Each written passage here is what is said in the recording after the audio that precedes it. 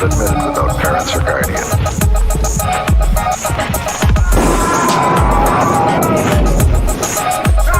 Under 17 not admitted without parents or guardian.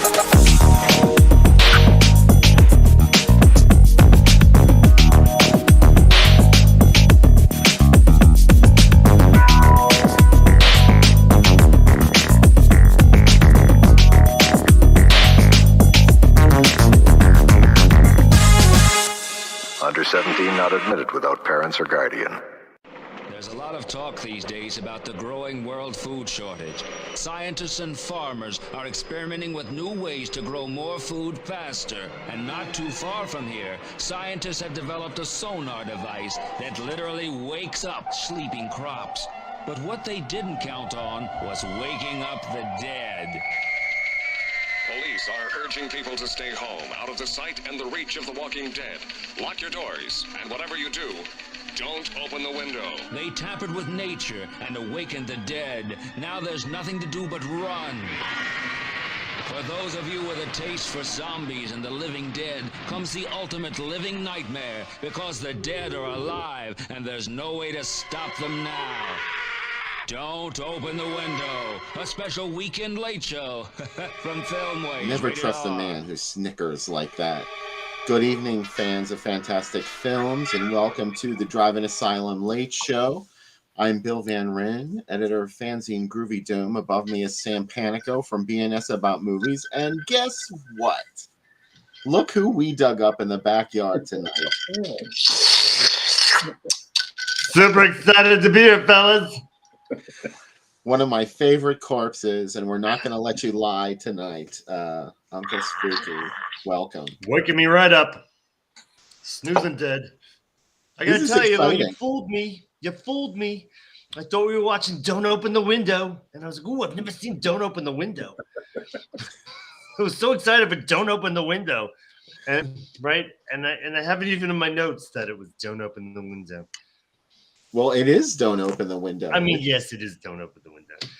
It just so happens that Don't Open the Window is another name for a movie that most people know as Let Sleeping Corpses Lie, or The Living Dead at Manchester Morgue, or that one too. What's another one, Sam? No Profar el Sueño de los Muertos. Don't disturb the sleep of the dead. There's one that refers to a meal too. Oh, Breakfast at Manchester Morgue. No. Breakfast. Yeah. It's like when you've been out all night. That's when it's the last movie at the drive-in. There's ones that if you survive all 4 movies, you get coffee and a donut.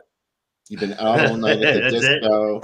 You've done a lot of Rush or poppers, whatever you want to call them, and you're hungry. And usually say, "Hey, let's go for breakfast at the Manchester Morgue." Yum, yum, yum. It's like that Zenith place in Southside. It kind of smells like a morgue. It smelled like something unappetizing, that's for sure. It sure did. They only had vegan food, which is not. I want bacon in the morning. I don't want to be around it. Yeah. Crispy. Yeah. Yeah, I don't want to eat dusty organic food in the morning. But anyways, I'm super excited about this movie. I know this is one of Bill's favorites, and I'm excited it's one of Uncle Spooky's, and it's one of my favorites too. So this is a good late night movie. Lots of little tidbits about it. Did you notice that there's a poster for this one that they also use for oh fuck, I forgot the name of it already. The chick who's she's wandering around the supermarket and the living dead get her. Oh, Messiah of Evil? Yes, it's the same poster art. I've never seen that. Wow. I have seen the poster art for Don't Open the Window, which was also stolen from another ad campaign. With the people with the hands, there's like a bunch of people on the hands reaching out. It might be right above me. Nah, that's not it. They stole a lot, huh? What's that one from? Don't open the window. Oh, wait a minute. What? That's why my camera looks funny. It's on mirror image. Okay. Now we see it fine. So yeah. Oh yeah, I forgot your view doesn't change. So yeah, this poster art was actually from 1972 film. I think that's what year it was, called Something to Hide. And as you can see, up there on the right-hand side of the window is none other than Shelley Winters, who is actually in Something to Hide. She's not in Don't Open the Window or whatever else you want to call it. But there she is on the poster art, just the same, which is a very odd decision, I must say. But also taking the type right from Last House on the Left and being like, we can use that again. Sure. Copy and paste, right? Well, this was a Hallmark release, and you know I'm all about the Hallmark releasing. Actually, they were using the name Newport, which I'm not clear if Newport was an actual subsidiary of American International Pictures via Hallmark releasing, or if they were their own thing. I'm not sure, but they went hand in hand, Hallmark and Newport. Oh man! And for some Did reason, they put anything else out via Newport? I'm not sure. This is really the only movie that I've ever seen it on, but I'm sure there are others. I might have never noticed it. Yeah. I thought Hallmark only made ornaments and cards. Who knew that they distributed? No, not that Hallmark. I want the Hallmark Channel to only show movies that were released by Hallmark Releasing. That I would watch. Can you imagine? Yeah, they should do it one day a year and just freak out people that turn on. They're like, well, when can I watch my Christmas movies? Not today. Today we're going to watch Hallmark Releasing movies. So yeah, this is a very exciting night for me because this is one of my favorite zombie movies ever. I think it's one of the best zombie movies that there actually are. And to really understand what this movie must have been like in 1974, which is when it came out, let's reach back into the past. It's 1974. Night of the Living Dead is only 5 years behind you. Not many people had done a movie like this. This is an actual cannibalistic zombie movie. And not only that, it goes way over the top in the gore and the violence in several scenes. And that was sort of cutting edge at the time that this came out, because not many people had even depicted cannibalistic zombies on camera at this point. I had my little list here. The second one to do it was Children Shouldn't Play with Dead Things. My movie. Yeah, and I know that's one of your favorites, isn't it? Sure is. You look like so many characters. I know. I'm a I think hybrid. what's really interesting too is like in this, like Night of the Living Dead ends with their social commentary throughout, but the end is very much the police social commentary. This whole movie is like anti-establishment against the police, as well as the zombie side, and that's kind of what I've always liked about it, where it's very much Ray Lovelock's character is at war with the cops pretty much against his will. He's not even trying. Like they're branded as like Manson family like killers, and they're very much circumstantial evidence against him. Hippies. Yeah. Nobody liked them back then. Nope. Now they're all working at the co-op now. Yeah. Also, it's a movie about antiquing because that's why he's going there. He's going to look for antiques in Manchester, and this stuff goes wrong. It's a bad weekend of antiquing for Ray Lovelock's character George. She's great. The chick who's what else was she in? She was in like Christina Galbo. She said, what have you done to Solange? Yeah. Horrible stuff to Solange. She's definitely not into Don't Torture a Duckling, right? That's not the same redhead. No, that's Barbara Boucher's in that. All right. I did a lot of Googling with no feedback. On the right questions. I also like that they have a little meet cute. She hits his car, his motorcycle with a car. and they're like, oh, well, I guess we'll ride the rest of the way. He wants to kill her, though, because that's a sweet little bike he's got there. I'd be angry, too. This is one of the scariest first zombie scenes, I think. It really got me when I was the first time I remember I was going with Kim's Video in Manhattan, and it was like a kind of a basement Williamsburg version. And I was looking for a movie, and there was a VHS. The guy was like, kind of like secretly like letting you know. I was like, it was like one I never heard about. So I watched it, and it was great. Loved it. But the ending was kind of bleak a little bit, so I didn't like it at the time. Stupid Hot the Male. What else was he in? He's in a couple of things, right? A ton of stuff. Yeah, he's in a lot of giallos. He's in a. I'll give you a little list here. Let me load up the Ray Lovelock machine. He actually sang a few songs in some of the movies he was in as well. Like he was also a kind of wannabe singer. He's in Django Kill If You Live Shoot, which is a great title. Oasis of Fear, which is a pretty decent giallo. Almost Human, Autopsy, which or AKA Sunspots, Violent Rome, which is a pretty good, and Live Like a Cop, Die Like a Man, which is one of my favorite Italian police movies. It's awesome. It has two lead characters who practice their marksmanship skills by shooting at each other and doing somersaults over the bullets. It's not a normal movie. He's in Last House on the Beach, Play Motel, which is a really great forgotten giallo. It's actually on the new forgotten giallo set from Vinegar Syndrome that's coming out. Murder Rock, which is a Fulci movie that is Flashdance with women getting killed with a hat pin in the background. It's pretty great. And those are probably his I'd say his better films. But he sang some of the songs in Oasis of Fear, which is kind of cool. Oasis of Fear. What a great title. Yeah, but he was mostly known. He's born in Rome, but kind of acted all over. He's kind of. I like that he has an Americanized name. So you're always like, oh, Ray Lovelock's from America. No, he's from Rome. He was just a Peter Carpenter wannabe. Queens of Evil is the other one that he sang a bunch of the songs in. That movie's nuts. Mondo Macabre put that out. I really dig that movie. He's got the best leather jacket in it too. Yeah, he looks pretty swank in this movie. Not many people can rock a scarf and still look kind of like, butchy. But he kind of pulls it off. There's a big guy boot scene going on here. Everybody's working guy boots, like thigh highs and stuff. Mm-hmm. A lot of boot action. Guys, when they're all arguing, when they're all standing over the bug killer, they're all kind of having it. And he's just asking for directions, cutting in, and They're all wearing the best boots. You'll see. It's coming up.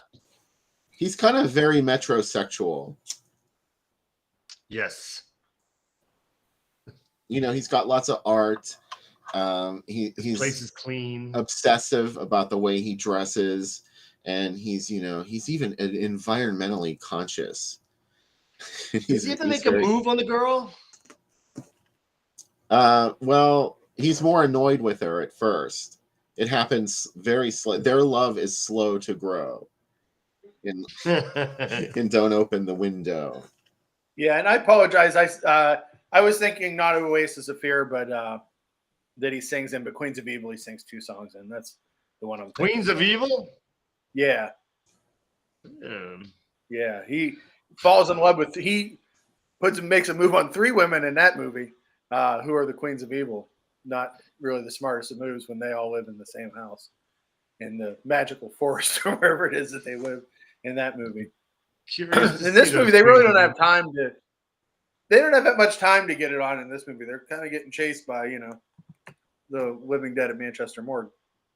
The creepy hotel scene with maybe they're sharing a room, or maybe the big reveal is they don't share the room, or they go in the room and somebody's got to take the bed, and somebody else takes the couch. I don't know, but I'm excited. My favorite character in this is the inspector. It's Arthur Kennedy from the Antichrist. A lot of other movies, but I'll say the Antichrist. And he's bonkers in this movie. He's like the worst cop ever. But also, how do you know the dialogue from this movie so well, Sam? Because it is the beginning of a song by the band Electric Wizard. The song "Wizard in Black" starts with his dialogue from this movie. It's a pretty great song too. Electric Wizard. This movie gets sampled throughout Electric Wizard songs. It shows up a couple of different times in their songs. So almost all their songs have samples from this and Psychomania. Anything that really came out in the this era, like 70 to 7. They're actually anything that's in Driving Asylum that band really samples and loves. Like that's their whole shtick, really, in a good way. That and drugs. They're real into weed too, and Satan. Those are their big things: horror movies, Satan, and weed. Which I say it's not a bad thing, right? Who would say that was a bad thing? I sure wouldn't. Yeah, and the husband of Edna's sister, Katie Martin, in this, he was Dr. Death in The Adventures of Baron Munchausen. So he been in a bunch of other movies as well. So I thought that was a kind of cool fact. His sister's kind of fun. There's a really creepy scene where there's just like dead people walking around their property too. It's like, and it kind of is very Night of the Living Dead, where at first they're like, well, there's just these maniacs out there, or there's disturbed people, and nobody has really wrapped their mind around, like you said, Bill. There haven't been a lot of zombie movies yet. Like, well, obviously there's just some weirdo on the property, versus like, no, there's a dead guy walking around on the property. And does he put his hand through a window at some point? I feel like there's a window. There is sort of, yeah, there is a moment where that happens. So legitimizing the title. They didn't pull that entirely out of thin air, I guess.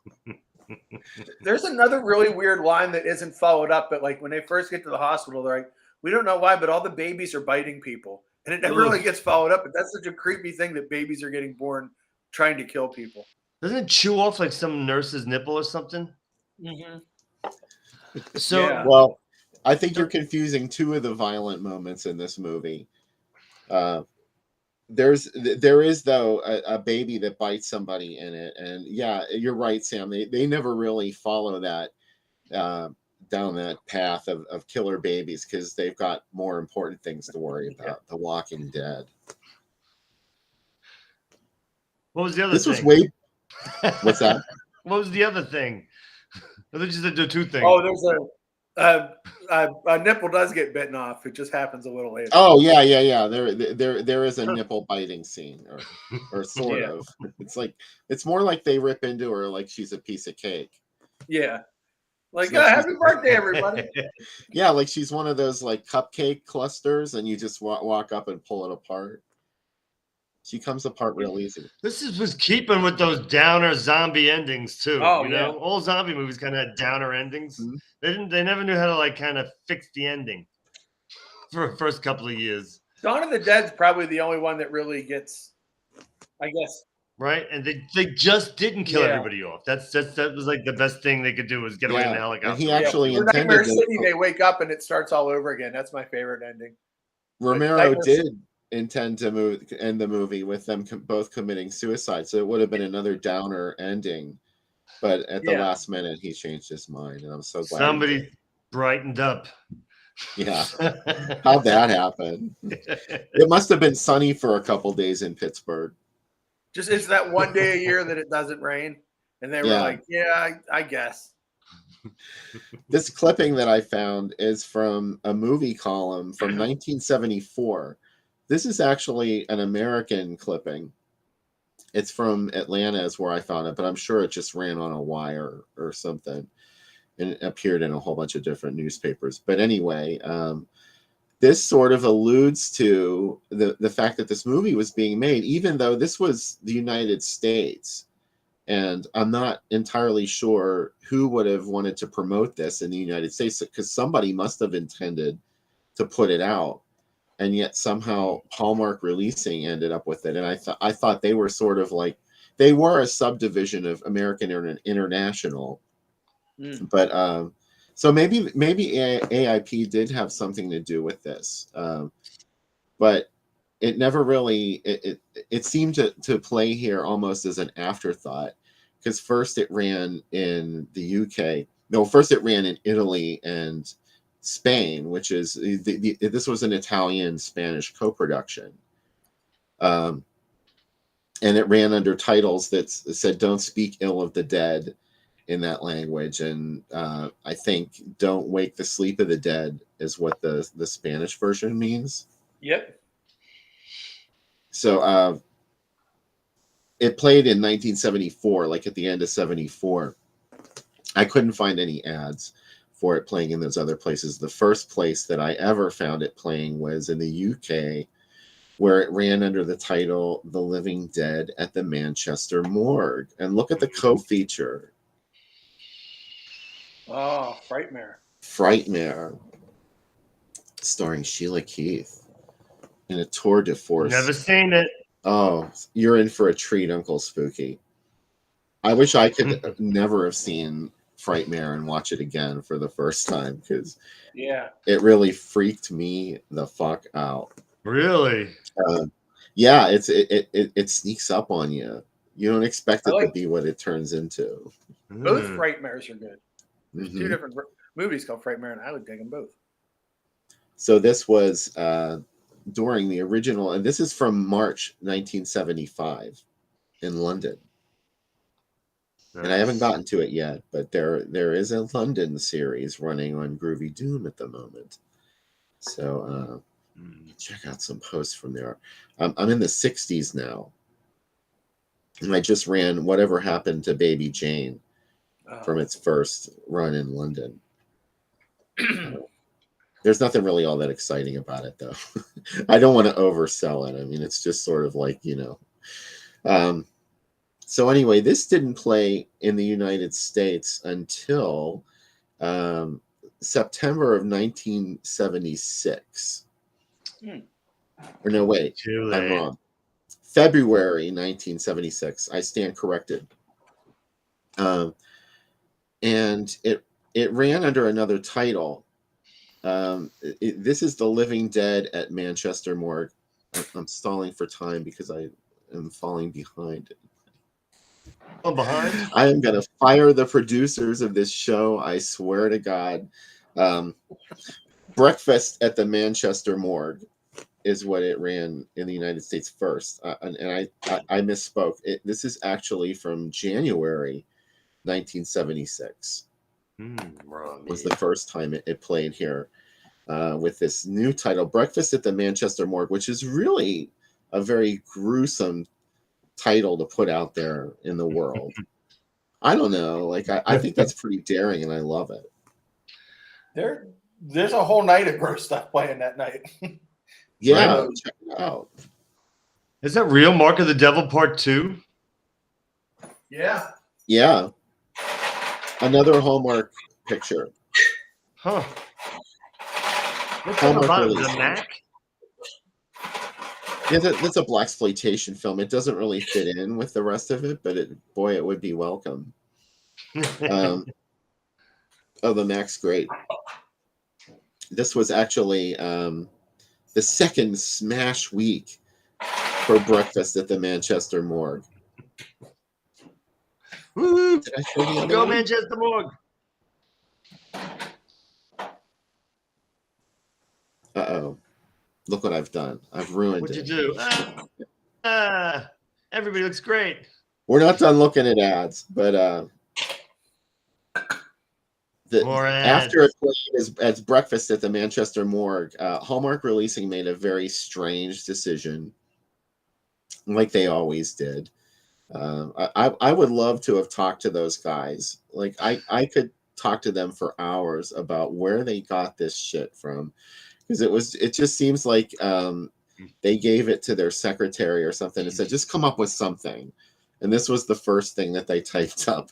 Don't open the window.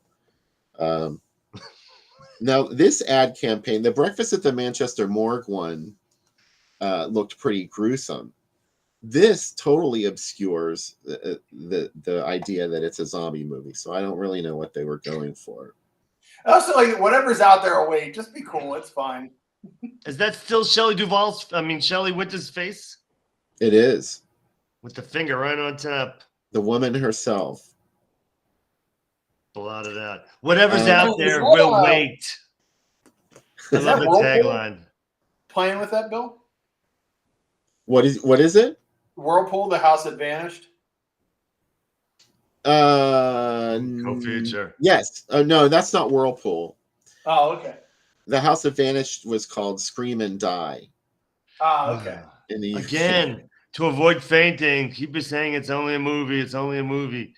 It's like kids making prank calls, Scream and die, click. This was sort of a variation. There was a variation to this ad campaign. They stuck with this general idea, but sometimes there was a woman in front of the window. Still Shelley.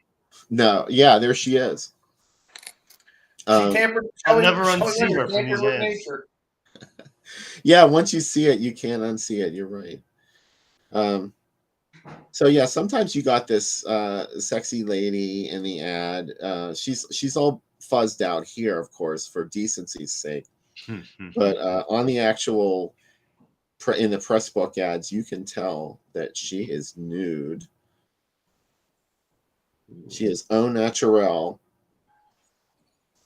Just for sex. The first time I could find this playing was March 1976 under the title "Don't Open the Window." So they didn't use Breakfast at the Manchester Morgue all that often. But there is another instance of it. This was okay.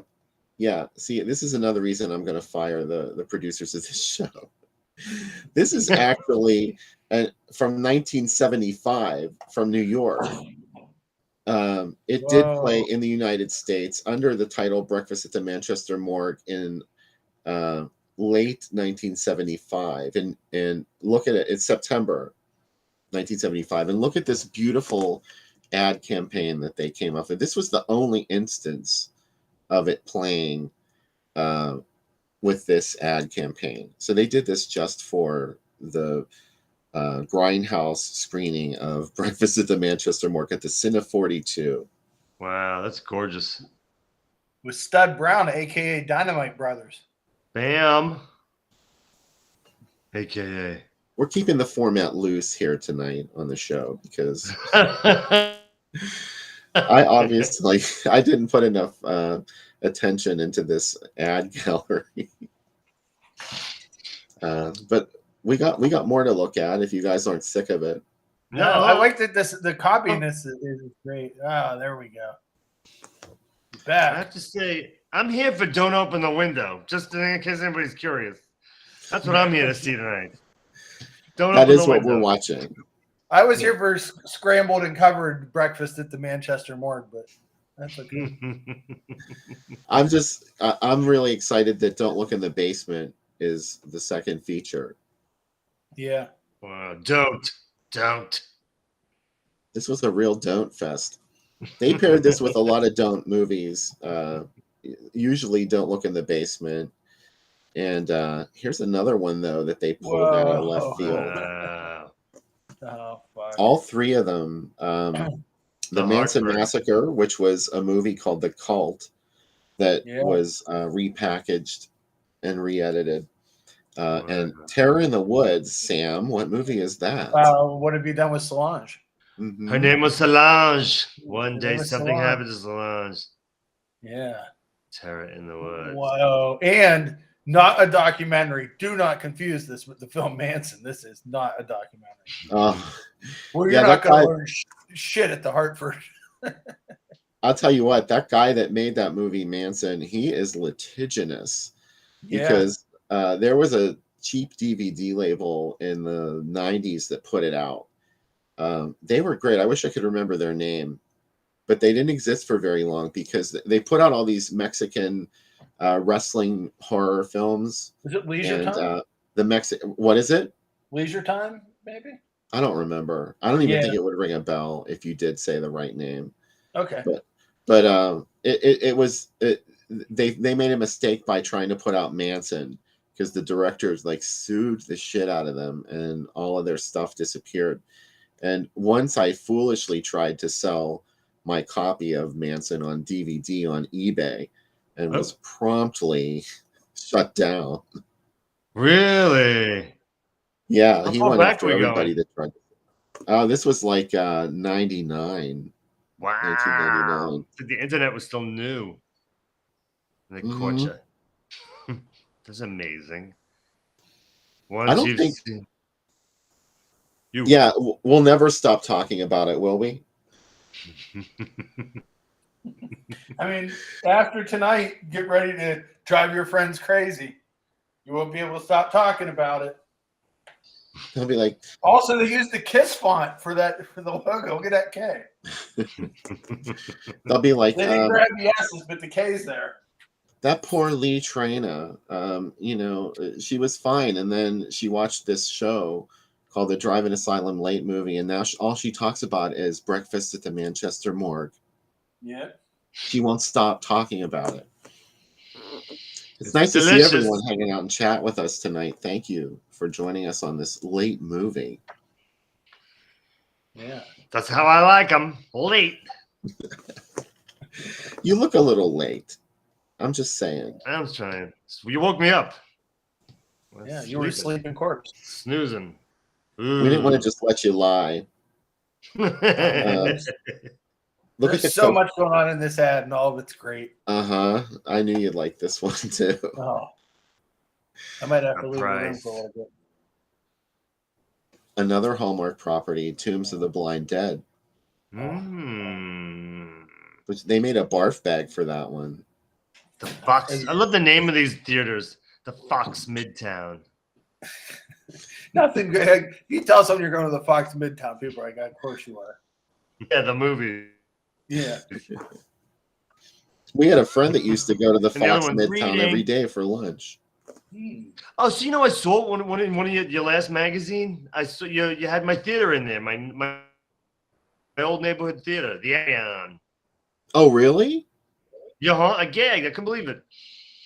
What movie was showing there in the ad? Do you remember? As I started this conversation, I realized I didn't have all of the information in my head. There's a bathroom break later on. I will surely go check that. Because that's where it is. So I read it. They must have cracked the sealant on your casket, Uncle Spooky. It really did. It was like I gotta start paying more attention because I love those theaters, those little old theaters that I'm sure almost all of them are gone, right? I don't know from these ads. Oh yeah, probably a lot of them are definitely the drive-in theaters are probably all gone. This is Devil Within Her. How's that one? Yeah. Poor Joan Collins. It's great. I have it. Joan Collins. Joan Collins has a possessed baby, and it beats up a nun. And there's a small man who runs the door at her strip club that's in love with her. Oh man, there's just so much goes on. The nun definitely deserved it. It's got a confusing ending. It's great. So it moves. It's a good one. Oh, it's good. All right, it's on my list. I love The Devil Within, says Chris. AKA I Don't Want to Be Born. Look at the top movie though. It's our Don't Open the Window, but with ad artwork from The Devil's Nightmare. Yeah. Looks hot. Yeah, this girl. Hey, they had to put a disclaimer in there. This girl will not be in this movie. Right? That's because she's amazing. That midget's name is Hercules too, by the way, in The Devil Within Her. I don't know why. Of all the things that I forgot in my life, I haven't forgotten big chunks of that movie. So it must be somewhat memorable. Huh. And Mark of the Devil is with it, but maybe could it be the original or 2? We don't know. Whatever they had that night, whatever they got from the film distributor that night, that's what you're seeing. Did it matter? I mean, they're pretty much the same, aren't they? Yeah. You're either going to see Boogeyman 1 or 2. Decide. No Shelley. I would love this one, Bill. Yeah, I stole this one for one of the promos this week. I'm sorry I overposted this week. No, you did not. The simplicity of this one, I really appreciate. I do think it's rather striking. Also, Dukes of Hazzard font, which is pretty awesome. You and the font. I love that you know your fonts. Yeah. Very impressive. Years of advertising. It's all for Damien. It is all for Damien Mateo. So I hear the clinking of ice in a glass, and I think I should probably get off these ads and let Sam do his thing because I'm getting thirsty. Ooh. All right. Get on it. This drink is called drugs, sex, every kind of filth. And I bet you hate the cops too. With a chaser of. Yeah. Anyway, it's a really simple drink. It's probably as simple as it gets. It's an 11 o'clock movie, so you're like, I just want to drink. So we're gonna go. Well, I can appreciate it. Yeah, and I picked something I knew Bill would like to drink during the movie, so we're gonna have some Midori, Bill's favorite. And I don't have any. You don't? No. I have to use the cheap shit. No. What's cheaper than Midori? The Kuipers. The Kuipers. The Kuipers, wow. Yeah, I've sunk that low. Yeah. Something you catch on your lower thigh. It's this one. We're never going to get an endorsement from them, but this is it. I've used it too. Don't feel bad. Hey, Steve, thanks for posting it again. I appreciate it. Some Malibu, not just a whole song. I made that joke every time, but you know what? Just like Jelly Billy making the same stuff every time on the bingo show, I'll make the same joke every time I use that. Sure. Yeah. 1 ounce of pineapple juice. An ounce is just when you pour the bottle and stop whenever you feel like it, right? Yeah. When your wrist hurts. 3 ounces of orange juice. This is actually, I found this. I was looking for Spanish drink recipes, and this is a Spanish drink recipe for a Spanish movie made in England. You okay, baby? I'm okay. Thanks for asking. I'm sure. I'm okay too. Thank you, babies. I was a little stressed before it all started, but I'm settling in. I'm going to shake this up now. What, baby?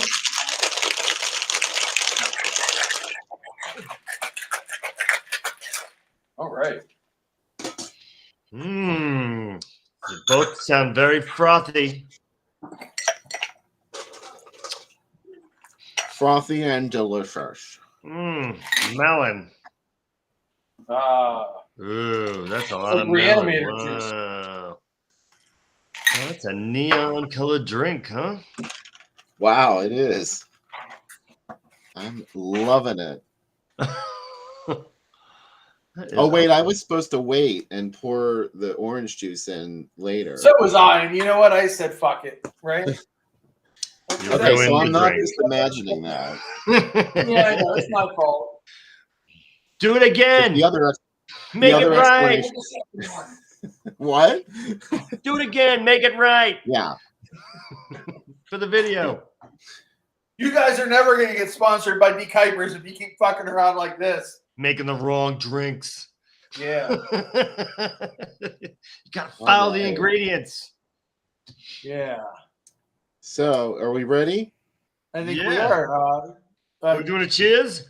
Yeah. Cheers, Uncle Spooky. Okay, I'm in for that. Yeah. Cheers Absolutely. to Manchester Morgue and breakfast. To death. To death. Pazuzu, y'all. Ooh, that is delicious. Thank you for this wonderful suggestion, Sam. I can't help but gulp it. Yeah. That's what we heard on the Uncle Spooky fanfic. Mm-hmm. Rumors. So, what else about this movie before we get into it? This was a precursor to the Italian sloposaurus movies to come. This was like kind of the first one. They did it before Italy. They did also.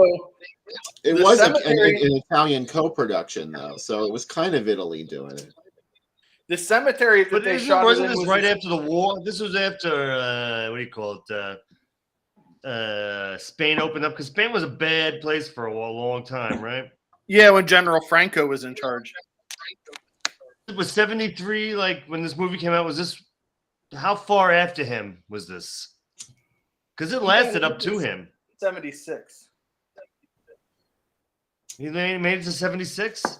I think. They used to always talk about him. Because there's a real difference in the film in Spain. When you look at films in Spain pre him, and not pre him. They made this in 73. Him, right, and after him, there's a real flavor change. One thing also that I forgot to mention, the makeup artist on this movie is Gennaro De Rossi, who's also the makeup artist in Zombie. They share. He made the zombie.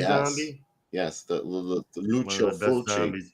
What do you think of the movie? What was the question? What do you think of the zombie? Oh my God, it's brilliant. And there's only like 4 of them, right? But they really use it to like great effect. Mm-hmm. Yeah. Your favorite? Go ahead. So, as I have just fallen for this don't open the window trick of a movie, have you guys ever gone to a movie with a different title? Has the title change ever fooled you to see a movie twice? On video for me, I rented some stuff on video that ended up being movies that I had already seen, but they were under a different title. Sam, you're nodding. What happened to you? It happened to me all this week doing the spaghetti western movies. Really? Yeah, because there's so many that have like 3, 4, or 5 titles, and I'm like, damn it, I already saw this, and that's why I keep a letterbox list now, because otherwise this could happen to you. What about you? Have you ever been fooled? The Day After Halloween, which I didn't really see before, but I wish I hadn't seen it. But it was this is a bad title where I'm sure they made up the title right before they right before they opened it up, just to like sell. It was The Day After. Oh, look, we got a spam comment from. They were coming up before too. We've made it. Wow. Oh, it said it's from Naked HD XYZ. Sex dates, fuck overpriced Tinder. This is paid for this gig. I didn't want to tell you guys. Are you guys sponsored now? We're sponsored. We're sponsored by this and Goatsy. Yeah, that's who we're sponsored by. Is this the first time this ever happened to you? No. It's the first time it's happened in a while, though. It's been like a couple of. Is it like one guy sitting at the computer, or is it a computer doing the computer?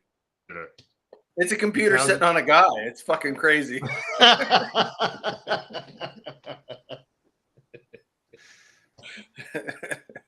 It's like this weird, like Master Blaster from Road Warrior kind of thing. But it's happening, and my big fact about this movie, Bill, is that the cemetery in this movie was where Little John from Robin Hood is supposedly buried. And the whole time they were shooting it, tourists kept trying to come into the shot because they were looking for Little John's grave, and they're like, "We're shooting a movie in Yes. this giant machine in the cemetery." They're like, "We're obviously doing something." So I got a horror magazine that went back and like revisited them. So it was like 25 years later, and it showed like all the locations and how that's like that whole like where she gets out of the car and she's looking around. There's a stone, the little bridge. That's all like sealed in time. It's exactly as it is right now. If you go back there, and it's actually it is in England, right? So it's a Spanish movie filmed in England. yeah, with some Italian money. Huh. From an American idea. Wow. Yeah, and this sort of like back to what we started out talking about. This really was one of the first cannibalistic zombie movies after Night of the Living Dead. Yeah. The other ones that I was thinking of were you see cannibalistic zombies. We already mentioned Children Shouldn't Play with Dead Things, but you see cannibalistic zombies in Malatesta's Carnival of Blood, which came in 1973. And also, well, Tombs of the Blind Dead counts, in my opinion. Yep. They're sort of like ghosts, zombies or something. I don't know what they were thinking. Undead priests. Yeah, so that counts. And what was the other one? I know there was Death Street? Oh.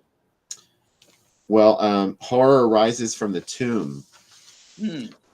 Because wasn't there a zombie attack scene in that? If I'm not mistaken, there was a Night of the Living Dead-esque.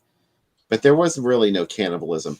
My point was that this movie goes way over the top with the gore, and that hadn't been done since Night of the Living Dead. So that is one bridge between these two movies.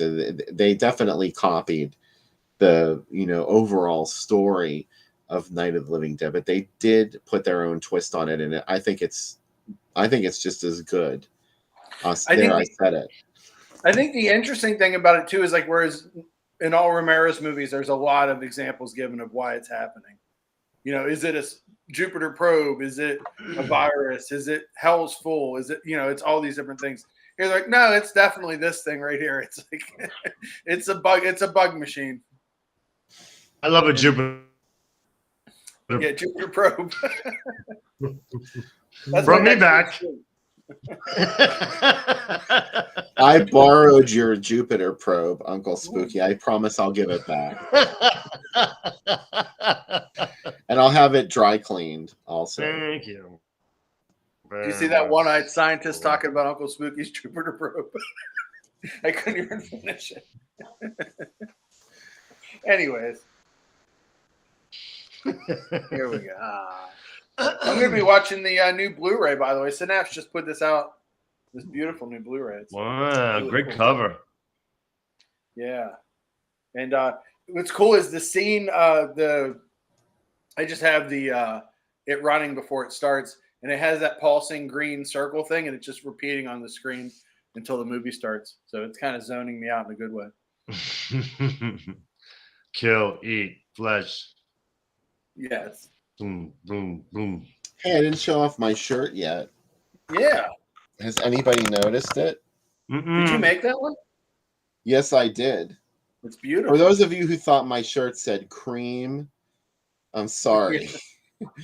There, see, cream. It actually says scream. What's the Scream second word? Scream bloody murder. Are you selling those? No. No, I made this on Sticker Mule. So is it really thick? No, it's not. It's just an iron-on, but I have to recommend Sticker Mule for those of you who dream of making your own one-off T-shirt. It's really pretty inexpensive. It's only $19 to do it, and the sky's the limit. You make your own design.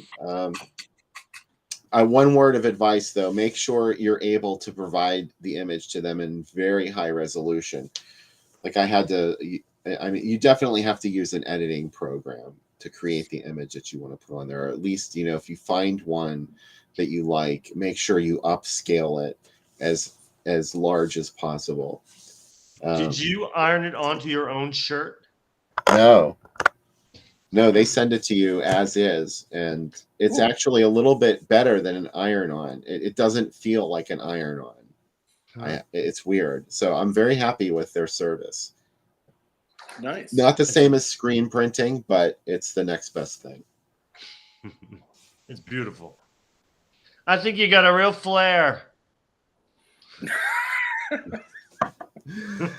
Thanks. Turn to the left. Now turn to the right. Mateo, I promise I'm going to do another run of those shirts. God, I've been putting that off, and I apologize. Probably nobody's going to even want one by the time I do it. But maybe sometime like in the next couple of weeks, I'll finally just get off my ass and make that happen. It's going to happen. So there was one more thing I wanted to talk about for Don't Open the Window. But we're almost nearing midnight, so do you think we should just get into it? Ooh. What's going to happen to you at midnight, Uncle Spooky? Oh, you're going to have to wake me up all over again. I'm going to drink my own special cocktail. Movie to follow. Formaldehyde. Tell us about your latest show. You've been doing a successful series at Fire Island, correct? Why, yes, I've been quite successful. Thank you for bringing it up. I've been hosting weekly Wednesday night. I like to say horror movie nights, but they kind of... So, for like the last 5 years, I've been doing these horror movie nights out on Fire Island once a week. And it's kind of been a bit of a battle. And it turns out horror is a niche audience. There's a lot more of us. So maybe it turns out maybe like if you put 5 people on the beach, maybe one of them wants to go see a horror movie midnight. So they did all these what do you call those little survey things at the hotel and the things, and it turns out they like Uncle Spooky, but they don't like horror movies. So for a whole year they were like, we love you, but we can't bring you out. You can't. But it's not gonna happen. It's not gonna happen. All year I'm like, I gotta find it. What am I gonna do this summer? The last minute they were like, all right, just don't play horror movies. I was like, can I pull this off? And so I've just been playing kind of like horror adjacent the best I can. Like I played Death Becomes Her, like Serial Mom. I got my hands on a cop, Pussycat Kill. So if you know a good fun movie, I don't want to say, but like I need like 15 more movies before it's all over, and I'm going week to week, barely grasping the next one to catch on to, because then I gotta watch it. I gotta make a bingo board. But so far so good. If you're at Fire Island, Cherry Grove on a Wednesday night, it's a hit. Oh, Darren has a great idea. The Eyes of Laura Mars. There's nobody on Fire Island that would not go to a screening of The Eyes of Laura Mars. I guarantee it. Mommy Dearest. Mommy Dearest, that would be good. Darren, you are a star. Let's talk privately. You got some good ideas. Darren. That's great. What's Pride like on Fire Island? Well, it's kind of a mixed bag. They have their own little pride, but usually, so it's it's a city, so everybody to the island to go. So it's a lot of self-hate still on the island. Self-hate kind of a slash kind of you're not super social. But I like those people. Those are kind of my people. So I get a little more in common with them. That's getting old. They're easy to... Nobody misses them when they go missing. That's a good strategy. Too many loose ends are very complicated. Those popular kids. Everybody's talking. You know about that. But I don't know. It's juicing up right now. Pride Month has been beaming. A lot of pride all over the place. And it's pouring out everywhere in New York. It's kind of amazing. Everywhere. Everywhere you look, there's a rainbow. We need a little color. It's been a drab 2 years for sure. I went through downtown last night, Bill, and the golf tower is rainbow for Pride. Yeah, I know. I like what the buildings do with the season. You can't go bad. You can't go wrong with the others. The others might be too slow. I love the others. Dressed to Kill might be great. Dressed to Kill. I love Dressed to Kill. I love Dressed to Kill so much. To Kill. This is Bobby. You won't see me anymore. So I thought I don't know if I can get away with it. You know, they're very trans, kind of, touchy. Oh, that movie won't offend anybody. Yeah, maybe that's not a good idea. Yeah. Dressed to Kill. Well, I mean, if I'm gonna get fired, I want to go down in flames. You know what I mean? So it'd be fun if I got a little bit of a big fire. I see both sides of the argument on Dressed to Kill. Like on the one hand, I don't think it's offensive because in the end, Bobby's not even trans. Bobby's a split personality, and that's not what being trans is. But I see the argument too. It's like every time you saw somebody who was trans in a movie, it was like as a psycho killer. So I get it. I was surprised when they stopped killing people. Yeah. Like that horrible scene in Freebie and the Bean where the men's room attack. There's one in Strange Shadows in an Empty Room too, where he beats up there's two cross-dressers that he beats up and he threatens to sodomize one with a curling iron. I'm going to throw Cape Fear, Nick McNulty, and Robert De Niro when he dresses up as the maid. Yeah. And attacks her. You know who was cutting edge about his depiction of alternate sexualities at the time that would be considered was Argento. Mm-hmm. Dario Argento was actually pretty progressive, and there's that moment in Deep Red where he meets Carlo's lover, who presents almost as female, and he's like, "I don't give a damn about your relationship with Carlo. Like it's a non-issue with his characters," and that was pretty daring, I think. He also has a transgender actress in Tenebrae. That's right. Yeah. Never called out that. It's never even presented as anything different. It's just she's in the movie. Carlo died a horrible, horrible death, though, right? Like to make up for that. Like he was punished for that. Like he was like, "We're gonna really grind your face into it." He really went over the top, but it was fair game. If you're in an Argento film, you have to be willing to die horribly. So, he definitely didn't single him out for any reason. You know what my suggestion for a movie is? The Apple is my suggestion. I have the Apple. Somebody just lent it to me. Oh, it's something else. I love it. I'm gonna write it here. But so the hits, because I've been trying, they seem to respond more to the hits. Mm. So what's an on-brand horror? That's a great scene. That scene from Nightmare on Elm Street. That scene changed my life. Part 2. That scene changed my life. It was like my boobs in a horror movie moment. Because I was just like, oh yeah, it's boobs in a horror movie. Then I got that one day, and I was like, okay, that's now I get it. That was cool. Is Drop Dead Fred too niche? That's a good one.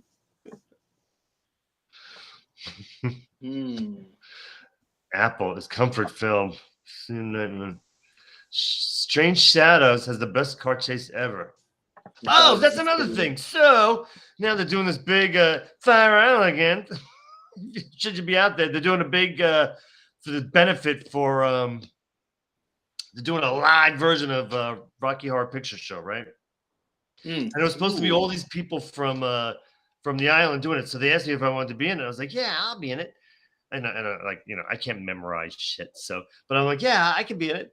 And they were like, well, we'll give you the narrator. So then it was like this weird kind of like political change came in and swept everybody from the original cast out. And they brought these professionals in, but the professionals didn't have anybody to play the narrator. So they're like, well, we'll stick with him.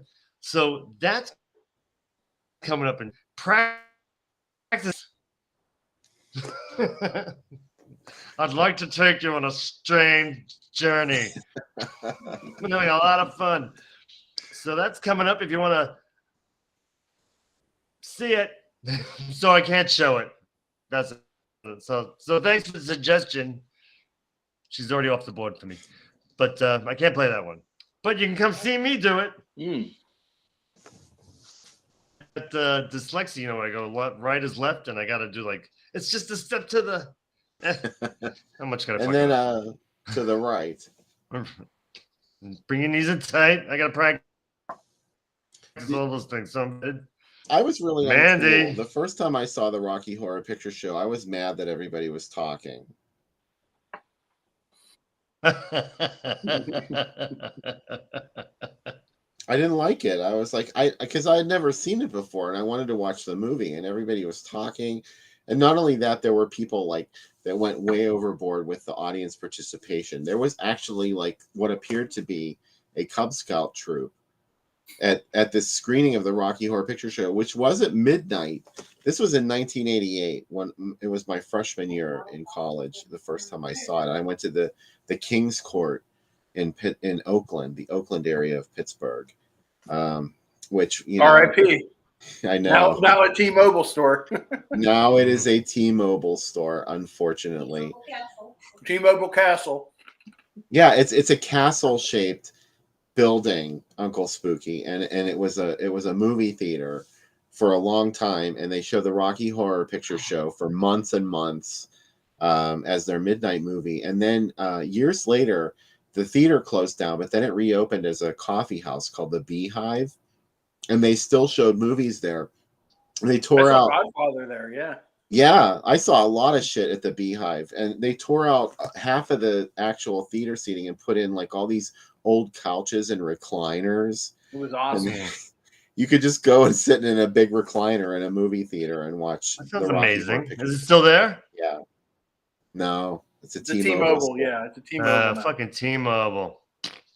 Yeah. Yeah. How about whatever happened to Baby Jane? That might be. I was going to ask you about that one. I got that one. Is that too obvious? Definitely fun, not. though. Definitely not. You think the kid? Because it's fun watching these kids. Because there's a lot of kids seeing it for the first time. Kids seeing Death Becomes a. I mean, just a bunch of. Never seen these movies before. So I was really lucky to get that moment of not just introducing, but watching them. And then I kind of rigged the place. I put a spider up in the rafters over somebody's seat, and I got a bat that kind of flies over the audience. And then I haven't really worked it yet, but once it works, I will have a rat that flies across the stage and jumps into the audience. William Castle, you are. But with that, I feel like he had I can't figure out how he did the fucking skeleton. I'm what,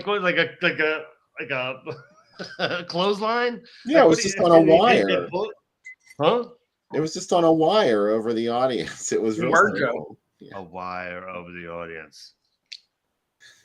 High enough that it didn't kick anyone in the head when it flew over their head. A little bumping is fun. Sometimes you got to hit them over the head to get them. Kids today, their phones. And hit them in the head. They're not even going to see it. They're going to be texting. You should get their phone numbers and send them scary texts. Yeah, that's the way to get their attention. Yeah. Somebody's been doing that to me this week. Really? Getting yes. Finally got and I'm it's very mistake. And I'm kind of playing along because at first, Joe. Oh, Joe, yeah, Joe. And I'm and I got the worst memories. I'm Joe, of course it's Joe. I'm and then finally, and we went back and forth, and finally I was which Joe is this again? And he was again, didn't really spell it out. It's just the Joe from before. And I was so he could exist, but I don't know. I'm afraid for you now. This is your biggest fan. I know. Maybe I'm doing it to myself just to get publicity. The texts are coming from the house. I'm Scream. That cheerleader movie I was telling you about before we got started, that's on Tubi. That's what that whole movie's about. One of the moms, it's based on a true story that happened in Bucks County, PA, where a mom was making deep fakes of other kids on the team drinking and smoking and sending it to the school board and saying, you got to get these kids off the cheerleader squad. So her daughter kid would get on? Yeah, but it's pretty wild. It's on Tubi. It's called Deadly Cheerleader Mom, which is a good title. It was originally called AKA Cheerleader Conspiracy, which is perhaps a better title. And it holds up? You just want anybody we know in it? Yeah, what's her name from American Beauty and American Pie? Mina Savari. What did happen to her? Oh, and also the haunting of Nicole Brown Simpson, her movie where Nicole Simpson was haunted by ghosts that came out about 2 years ago, and it's very Nicole Brown Simpson. There's a movie with her name in it. The haunting of Nicole Brown Simpson. It's high class. No bad taste in that one. Definitely not. Yeah. The woman that plays Kim Kardashian in it is way too attractive too. It's like Kris Jenner. I mean, Kim Kardashian's mom. You're like, that's not Kris Jenner. That's way more attractive than Kris Jenner. She totally would have ended up on Housewives too. I bet if she'd lived. She totally Housewife would. material. All right. Can't Stop the Music is another horror. Is a horror. Oh, that's a great one to put on. Yes. Can't Stop the Music. A movie that was sold, it had its own Baskin Robbins flavor. Can't Stop the Nuts. That's 100% true. That's not made up. Don't stop the music. That's what it was called in Don't Stop the Music. Italy. That would have been released by Hallmark. As was our feature tonight, which we are about to get to because it's getting late. So we should start it. Hit it. It's the link to go watch it is on Groovy Doom. It's streaming in HD on YouTube as Let Sleeping Corpses Lie. And it's the feature on tonight's Drive-In Asylum late movie. Come back afterwards, and we'll have lots more to say, I'm sure, in the second segment, which is really the third segment. So don't miss it. Do I find it? Don't Stop the Nuts.